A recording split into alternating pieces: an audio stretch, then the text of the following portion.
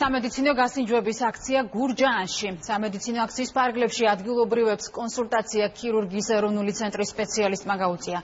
გასინჯვების პარალელურად საჭიროების შემთხვევაში პაციენტებს უფასო ეკოსკოპიური, კარდიოლოგიური და სისხლში გლუკოზის განსასაზღვრი გამოკვლევების ჩაუტარდათ. პროცესს კი ჯანდაცვის სამინისტროს დეპარტამენტის უფროსი და გურჯაანის მაჟორიტარი დეპუტატი დაესხნენ. მიმდინარეობს სამედიცინო გასინჯვების აქცია, ჩამოსულია ქირურგიის ეროვნული ცენტრის 15-მდე ექიმ სპეციალისტი, რომლებიც ატარებენ გამოკვლევებს.